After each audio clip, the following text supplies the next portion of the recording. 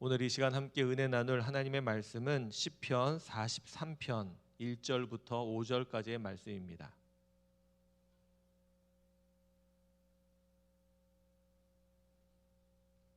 시편 43편 1절부터 5절까지의 말씀입니다. 말씀을 같이 함께 읽도록 하겠습니다. 하나님이여, 나를 판단하시되 경건하지 아니한 나라에 대하여 내 송사를 변호하시며 간사하고 불의한 자에게서 나를 건지소서. 주는 나의 힘이 되신 하나님이시거늘 어찌하여 나를 버리셨나이까? 내가 어찌하여 원수의 억압으로 말미암아 슬프게 다니나이까? 주의 빛과 주의 진리를 보내시어 나를 인도하시고 주의 거룩한 산과 주께서 계시는 곳에 이르게 하소서. 그런즉 내가 하나님의 제단에 나아가 나의 큰 기쁨의 하나님께 이르리이다. 하나님이여, 나의 하나님이여, 내가 수금으로 주를 찬양하리이다. 내 영혼아, 내가 어찌하여 낙심하며 어찌하여 내 속에서 불안해하는가? 너는 하나님께 소망을 두라. 그가 나타나 도우심으로 말미암아 내 하나님을 여전히 찬송하리로다. 아멘.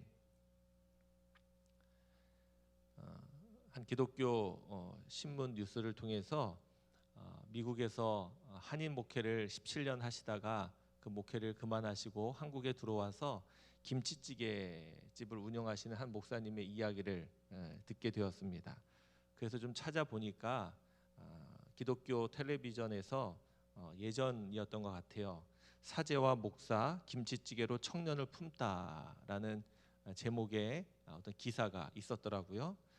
알고 보았더니 우리나라에서는 매우 유명한 분인 것 같아요. 저는 잘 몰랐는데 유명한 분으로 청년을 섬기기 위해서 요즘 굶는 청년들은 없지만 값싸게 배부르게 밥 먹을 수 있게 하면 좋겠다 싶어서 3,000원짜리 김치찌개 집을 운영하는 신부님이 계셨다고 합니다.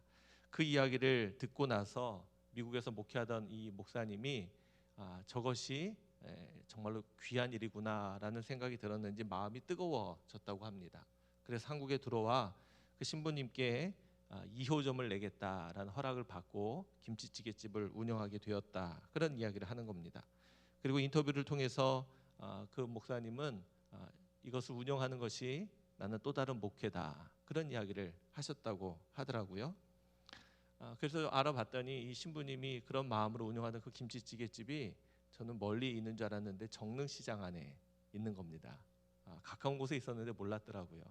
그래서 화요일에 이 뉴스를 접하고 그날 점심에 강인호 목사님하고 저하고 둘이 식사를 하러 갔습니다. 예전에 거기가 어디였었냐면 시장 안에 2층에 허름한 건물인데 어떤 연세 많으신 어르신이 하셨던 내과 병원이 있었던 자리더라고요. 전체를 빌려서 청년 밥상 문간이라는 제목으로 이제 김치찌개집을 운영하는 겁니다. 청년들이 먹게 하는 곳이니까 제가 가도 되나 궁금해서 먼저 전화로 물어봤습니다. 일반인도 가도 됩니까? 했더니 오면 좋죠, 그런 이야기를 하더라고요. 가서 들어가 봤는데 청년들이 이제 일을 하고 있는 거죠. 굉장히 친절하고 밝게 맞아줍니다. 또 공간도 소박하게 꾸며져 있습니다. 그리고 가서 먹는 식사는 정말로 3,000원에 나오는데 반찬은 없습니다. 김치찌개 하나랑 마음껏 먹을 수 있도록 밥을 먹을 수 있도록 준비해 놓았더라고요. 3,000원 내고 사리 추가하고 그래서 배불리 맛있게 잘 먹었습니다. 계산할 때 8,000원 계산하고 나왔는데 옆에 계셨던 분들, 어르신들 두 분이 계셨는데 천주교 신자이셨던 것 같습니다. 식사를 마치시고 식사비로 아마 그 두 분도 저희랑 비슷한 10,000원이 안 되는 돈일 텐데 20,000원을 건네시는 모습을 제가 보게 되었고, 또 끝나고 나오시면서 성호를 긋고 기도하시고 나오시더라고요. 그러면서 식사를 하면서 식사뿐 아니라 마음이 따뜻해지고 행복해지는 그러한 시간이었습니다. 그래서 그 다음 일인 어제도 저희 교직원들 4명이 같이 가서 또 함께 식사를 이틀 연속 하고 왔습니다. 강림의 절기를 보내는 가운데 있는데 우리가 모르는 숨은 곳에서도 이렇게 온정이 베풀어지고 또 따뜻한 일들이 있구나라는 생각을 해보게 됩니다. 그러면서 이렇게 사랑하는 것, 나누는 것, 또 누군가에게 온정을 베푸는 것, 이것이 이 강림절의 절기를 더 의미 있게 하고 풍성하게 하지 않나, 그런 마음이 듭니다. 바라기는 우리 교회 모든 성도님들 안에도 우리가 살아가는 삶의 자리 안에 우리를 통해서 삶이 풍성해지는 그런 은혜들이 있게 되시기를 바랍니다. 오늘은 시편 43편의 말씀을 함께 읽고 은혜를 나누려고 하는데요. 이 말씀 여러분들 지금 읽어보셔서 알겠지만 어제 읽었던 시편 42편의 말씀과 어떤 내용이죠. 내용과 주제가 비슷하고 또 구성도 비슷합니다. 특별히 시편 42편 5절과 또 11절에 나오는 말씀이 오늘 시편 43편 5절에도 똑같이 나옵니다. 어떻게 보면 한 노래의 후렴구 같이 반복되고 있는 거죠. 오늘 말씀 5절에 보니까 이렇게 되어 있죠. 내 영혼아, 내가 어찌하여 낙심하며 어찌하여 내 속에서 불안해하는가. 너는 하나님께 소망을 두라. 그가 나타나 도우심으로 말미암아 내 하나님을 여전히 찬송하리로다. 지금 42편에도 한 단락의 이야기를 하고 맨 마지막에 이 부분이 기록되어 있고, 또 후반부에도 한 단락이 있고 마지막에 이 부분이 기록되어 있고, 오늘도 노래 맨 마지막에 이 부분이 기록되어 있습니다. 후렴구처럼 이렇게 불려져 있는 것이죠.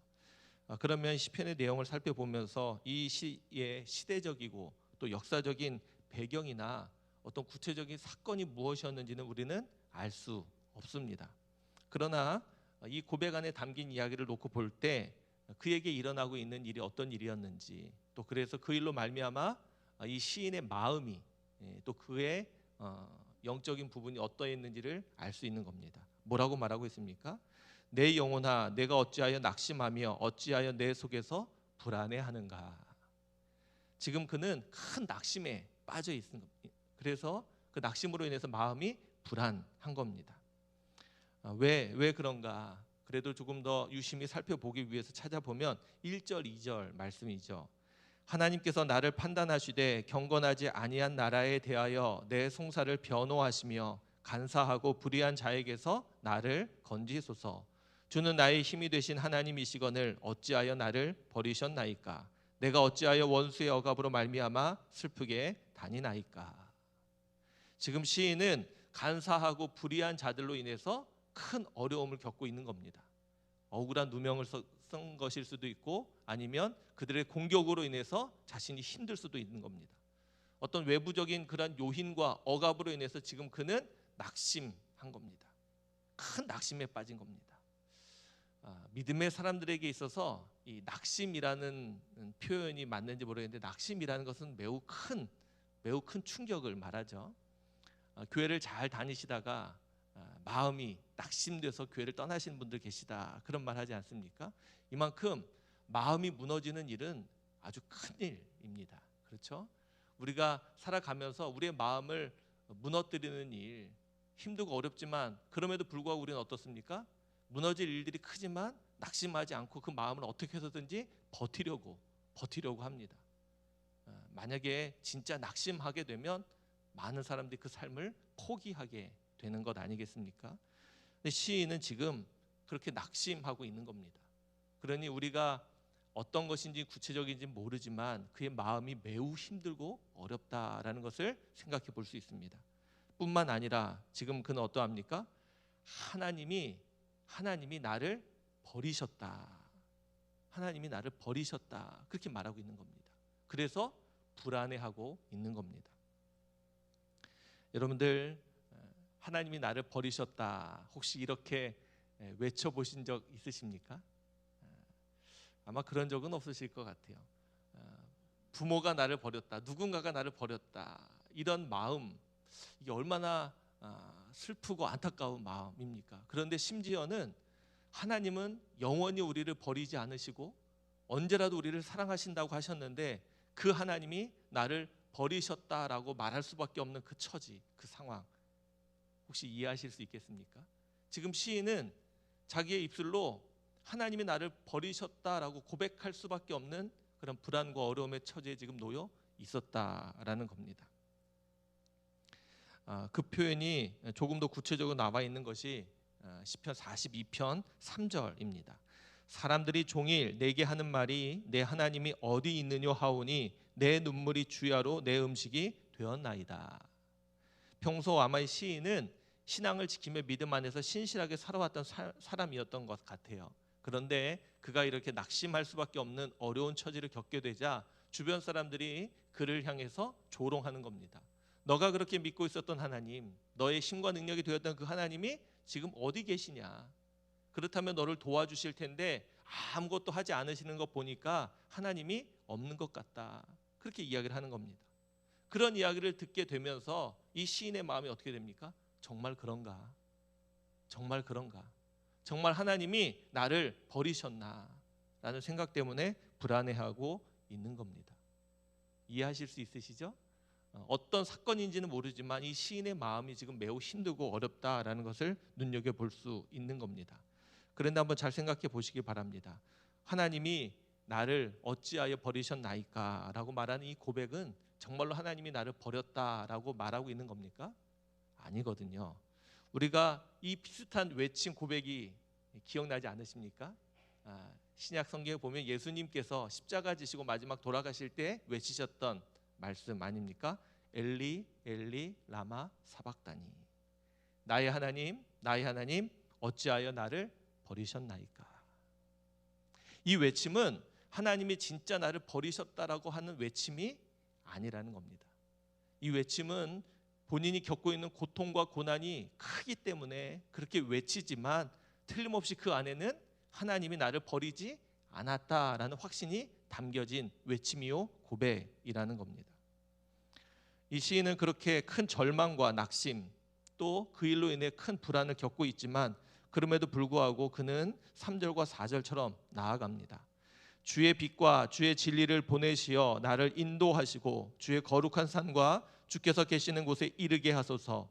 그런즉 내가 하나님의 제단에 나아가 나의 큰 기쁨의 하나님께 이르리이다. 하나님이여 나의 하나님이여 내가 수금으로 주를 찬양하리이다. 할렐루야. 믿음의 사람들, 신앙의 사람들에게 있어서 가장 그 믿음이 그 신앙이 빛을 발할 때는 평안할 때가 아니라 위기의 순간입니다. 인생을 살아가면서 겪게 되는 수많은 위기 앞에 우리가 어떻게 믿음으로 반응하고 대처하는지가 그 사람의 신앙과 믿음을 드러내고 있기 때문입니다. 이 시인은 그러한 큰 낙심과 절망, 큰 불안 가운데서도 하나님을 기억하고 하나님께 나아가기를 원하고 또 본인 스스로 고백합니다. 하나님을 찬양하겠다. 그렇게 고백하고 있습니다. 자신의 전부를 하나님께 맡기고 또 하나님께서 친히 인도해 주실 것을 믿고 있는 겁니다. 또 그 믿음이 있기 때문에 하나님을 찬송하겠다. 그렇게 말하고 있는 겁니다. 그러면서 시인은 이러한 위기의 순간에 낙심과 불안이 가득한 자신에게 아까 우리가 읽었던 후렴구의 말씀처럼 또한 고백하고 있는 겁니다. 내 영혼아 내가 어찌하여 낙심하며 어찌하여 내 속에서 불안해하는가. 지금 이 말의 해석을 이 뜻을 풀어보면 지금 그는 아주 큰 낙심, 큰 불안에 빠져 있지만 스스로에게 말합니다. 왜 낙심하고 왜 불안해하느냐. 그렇게 말하고 있는 겁니다. 그러면 그 말 안에 담겨진 내용은 무엇입니까? 낙심하지 않을 일이고 불안해하지 말아야 할 일이다. 그렇게 말하고 있는 겁니다. 지금 낙심하거나 불안해할 일이 아닌데 어찌하여 낙심하고 불안해하고 있느냐. 이렇게 말하고 있는 겁니다. 화요일에 우리 교회 한 권사님께 기도 부탁을 받고 기도했습니다.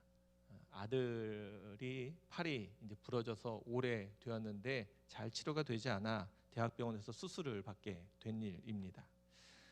수술을 잘 받게 해달라고 기도하고 다음 날인 어제 오후에 경과가 궁금해서 제가 전화를 드렸습니다. 전화를 했더니 수술 잘 마치고 회복도 빨라서 경과가 매우 좋다. 그런 이야기를 해주시더라고요. 그러면서 권사님이 자신의 아들에 대한 이야기를 또 한참 하십니다. 본인은 하루 전날 들어와서 같이 이틀째 지금 간호하면서 옆에 있지만 입원은 지난 주일에 입원을 했다는 겁니다. 근데 지난 주일에 권사님이 교회를 오셨었거든요. 그래서 어떻게 되었나 생각해 봤더니 20대 이제 중반이 채 안 되는 아들인데도 불구하고 본인 스스로 입원 수속을 받아서 입원하고 또 의사 선생님한테 수술의 과정도 혼자서 다 듣고 또 내용도 다 본인이 듣고 스스로 했다는 겁니다. 심지어는 왼쪽 팔목이긴 하지만 수술 이후에 식판도 혼자 나르고 또 얼마나 아프겠어요. 그런데 무통주사 버튼도 한 번도 안 누르고 견디는 모습을 보는 겁니다. 어머니로서 옆에서 간호하려고 있는데 해줄 수 있는 일이 없는 거죠. 그런데 그 모습을 지켜보는 어머니의 마음이 어떻겠습니까? 힘든데 아플 텐데 내게 의지하면 내게 도움을 청하면 더 좋은데 이런 마음들이 있는 거죠. 부모로서 저도 그 마음이 공감이 되더라고요. 근데 또 돌이켜 보니까 그 아들이 얼마나 의연하고 얼마나 대견한지 모르겠습니다. 아직 어린 나이인데도 불구하고 그렇게 혼자서 독립해 가고 또 어른이 되어가는 것 아니겠습니까? 아마 자신에게도 큰 위기요 큰 어려움일 텐데 그럼에도 불구하고 스스로 그것을 잘 견디며 이겨내고 있는 그 모습 참 멋있다 이런 생각을 해보게 되었습니다. 하나님 앞에서 우리의 모습도 그러하지 않나 싶습니다. 오늘 시인은 큰 인생의 어려움과 위기를 만났습니다. 쉽게 말하면 이제 자신의 삶을 놓아버리고 포기할 수도 있을 터인데 그 시인은 그 힘들고 어려운 순간에도 의연하게 믿음으로 그때를 견디며 하나님을 바라보고 있는 겁니다. 믿음이 그를 그렇게 버틸 수 있도록 이겨낼 수 있도록 도운 것이 아닐까 싶습니다. 바라기는 시인이 하나님 앞에 그렇게 의연하게 믿음으로 든든히 설 수 있었던 이 모습을 우리는 오늘 시편을 통해서 볼 수 있는 것처럼 오늘 우리가 살아가는 우리의 삶의 자리에서도 우리를 낙심케 하고 우리를 불안하게 하는 많은 요인들이 있을 터인데 그러할 때 오늘의 이 시인의 고백을 함께 고백하면서 우리가 그때에도 믿음으로 잘 견디며 이겨낼 수 있기를 주님의 이름으로 부탁을 드립니다. 그러면서 시인이 스스로에게 일깨우면서 했던 표현이 있습니다. 어찌하여 그렇게 말하고 있습니다. 혹시 우리도 믿음으로 살아가면서 내가 마땅히 살아가야 될 어떤 정도의 모습이 있었는데 거기서 혹시 벗어났거나 무너져 있는 모습들이 있다면 물어야 합니다. 어찌하여 그렇게 되어 있는지를 물어보고 그 물음 앞에 우리가 신실하게 대답할 수 있도록 다시금 우리의 삶을 세워가고 또 우리가 믿음 안에서 다시금 정도를 찾아서 그 길을 걸어갈 수 있어야 할 줄 분명히 믿습니다. 오늘 이 새벽에도 함께 기도하는 가운데 우리의 삶을 좀 돌아보고 우리가 힘들고 어려운 일이 있어도 하나님이 반드시 우리를 도우실 것을 믿으면서 낙심하지 말고 불안해하지 말고 잘 이겨내셔서 하나님을 여전히 찬송할 수 있는 저와 여러분들 모두가 되시기를 주님의 이름으로 축원합니다. 우리가 그러한 고백, 그러한 믿음으로 나아갈 때 하나님이 반드시 그렇게 응답하실 걸 또 그렇게 채우실 것을 저는 분명히 믿습니다. 오늘도 그 은혜를 누리며 살아가는 우리 도남동교회 모든 성도님들 되시기를 주님의 이름으로 축원합니다. 기도하겠습니다. 좋으신 하나님, 우리가 살아가는 동안 우리의 삶의 무거운 짐으로 또 우리가 살아가는 인생의 많은 어려움들로 인해 우리가 낙심하고 절망하고 그래서 불안해할 수밖에 없는 상황들이 또 그러한 위기의 순간들이 너무나 많을 터인데 그러할 때마다 우리가 무너지고 슬퍼하고 아파하고 괴로워하고 절망하고 낙심하지 않도록 하나님 우리의 마음과 생각을 우리의 영혼을 하나님이 지켜주시기를 간절히 소망합니다.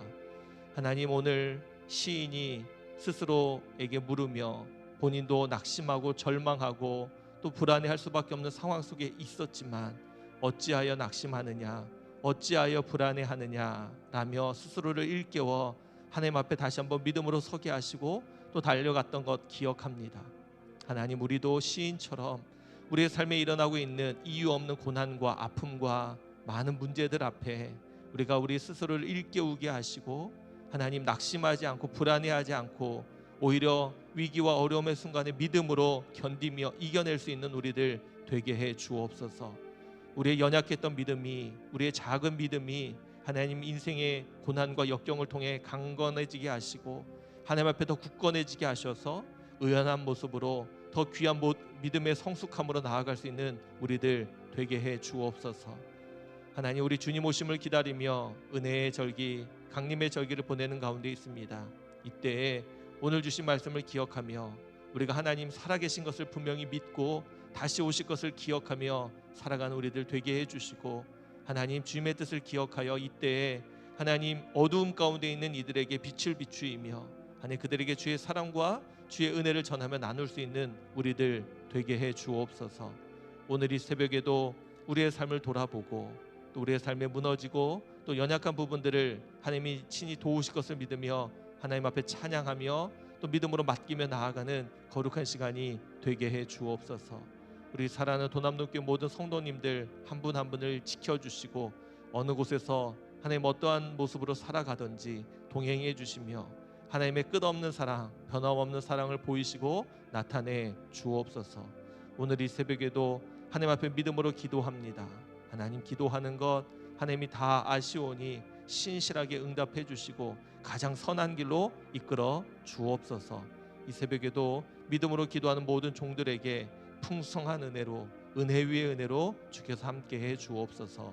감사를 드리며 우리를 사랑해 주시는 예수 그리스도의 이름으로 기도하옵나이다. 아멘. 하나님,